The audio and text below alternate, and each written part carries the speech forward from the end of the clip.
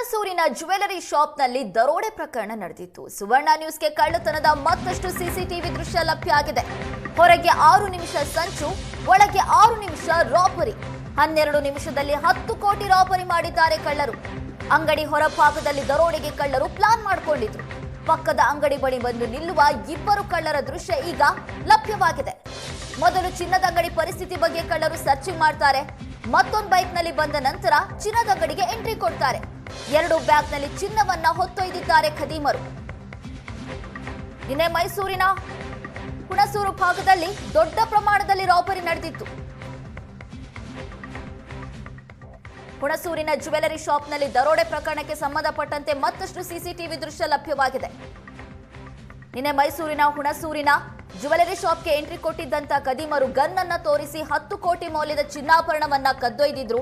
ನಿನ್ನೆ ಕೂಡ ಸಾಕಷ್ಟು ಸಿಸಿಟಿವಿ ದೃಶ್ಯ ಲಭ್ಯವಾಗಿತ್ತು. ಇವತ್ತು ಏಷ್ಯಾನೆಟ್ ಸುವರ್ಣ ನ್ಯೂಸ್ಗೆ ಮತ್ತಷ್ಟು ದೃಶ್ಯಗಳು ಲಭ್ಯ ಆಗಿದೆ. ಯಾವ ರೀತಿ ಪ್ಲಾನ್ ಮಾಡ್ಕೊಂಡಿದ್ರು, ಯಾವ ರೀತಿ ಸಂಚು ರೂಪಿಸಿದ್ರು, ರಾಬರಿ ಮಾಡೋದಕ್ಕಿಂತ ಮುಂಚೆ ಕಳ್ಳರು ಏನೆಲ್ಲ ಮಾಡಿದ್ರು, ಅದಕ್ಕೆ ಸಂಬಂಧಪಟ್ಟಿರುವಂತ ಸಿಸಿಟಿವಿ ದೃಶ್ಯಗಳು. ನಿನ್ನೆ ರಾಬರಿ ಆದ್ಮೇಲೆ ಏನೇನಾಗಿತ್ತು, ಎಲ್ಲಿಗೆ ಹೋಗಿದ್ರು ಅನ್ನೋದಕ್ಕೆ ಸಂಬಂಧಪಟ್ಟಂತೆ ಒಂದಷ್ಟು ದೃಶ್ಯಗಳು ಲಭ್ಯ ಆಗಿತ್ತು. ಇವತ್ತು ನಾವು ತೋರಿಸ್ತಾ ಇರುವಂತ ದೃಶ್ಯ ರಾಬರಿ ಮಾಡೋದಕ್ಕಿಂತ ಮುಂಚೆ ಕಳ್ಳರು ಏನ್ ಮಾಡಿದ್ರು ಅಂತ. ಪಕ್ಕದ ಅಂಗಡಿ ಬಳಿ ನಿಂತ್ಕೊಂಡು ಹೋಗಿ ಒಂದಿಷ್ಟು ಪ್ಲಾನ್ ಮಾಡ್ಕೊಂಡಿದ್ರು. ಅದಾದ ಬಳಿಕ ಅಂಗಡಿ ಒಳಗ್ ಬಂದು ರಾಬರಿ ಮಾಡಿದ್ದಾರೆ ಖದೀಮರು. ಹುಣಸೂರಿನ ಜ್ಯುವೆಲರಿ ಶಾಪ್ನಲ್ಲಿ ಕಳ್ಳತನ ಕೇಸ್ಗೆ ಸಂಬಂಧಪಟ್ಟಂತೆ ಅಂದಾಜು 7 ಕೆಜಿಗೂ ಹೆಚ್ಚು ಚಿನ್ನಾಭರಣ ದರೋಡೆ ಮಾಡಲಾಗಿದೆ.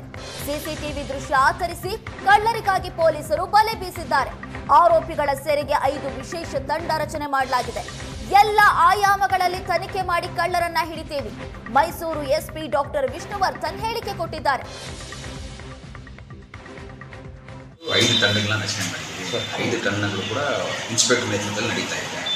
ಎಲ್ಲರೂ ಬೇರೆ ಬೇರೆ ಫೀಲ್ಡ್ ಲೆವೆಲಲ್ಲಿ ಮಾಹಿತಿ ತೆಗಿತಾರೆ, ಮಾಹಿತಿ ಕಲೆ ಆಗ್ತಾ ಇದ್ದಾರೆ. ಒಂದು ರೌಂಡ್ ಮೀಟಿಂಗ್ ಮಾಡಿದ್ದಾರೆ. ಇಲ್ಲ ವೆಹಿಕಲ್ ಬಗ್ಗೆ ಮಾಹಿತಿ ಇಲ್ಲ, ಇವರೇನು CCTV ವಿಜುವಲ್ಸ್ನ ಚೆಕ್ ಮಾಡಿದ್ವಿ. ಚೆಹರೆ ಬಗ್ಗೆ ಕೂಡ ನಮ್ಮ ಮಾಹಿತಿ ಕಲೆ ಆಗ್ತಾ ಇದೆ. ಅದಕ್ಕೂ ಕೂಡ ಮಾಹಿತಿ ಬಂದಿದೆ. ಎಲ್ಲರೂ ಅವರೆಲ್ಲ ಇದರಲ್ಲೇ ಪಳಗಿರೋದು ಕಲ್ತಾರ ಇನ್ವೆಸ್ಟಿಗೇಷನ್ ನಡೀತಾ ಇದೆ. ಸರ್ ಟೋಟಲ್ ಎಷ್ಟು kg ಹೋಗಿರೋದು ಸರ್? Approximate 7 kg. ಇವಾಗೆಲ್ಲ ತನಿಖೆ ಎಲ್ಲ ಆಯಾಮದಲ್ಲೂ ತನಿಖೆ ಮಾಡ್ತಾ ಇದ್ದೀವಿ. ನಾವು ಒಟ್ಟು 5 ತಂಡಗಳನ್ನ ರಚನೆ ಮಾಡಿದ್ದೀವಿ. 5 ತಂಡಗಳು ಕೂಡ ಇನ್ಸ್ಪೆಕ್ಟರ್ ನೇತೃತ್ವದಲ್ಲಿ ನಡೀತಾ ಇದೆ. ಎಲ್ಲರೂ ಬೇರೆ ಬೇರೆ.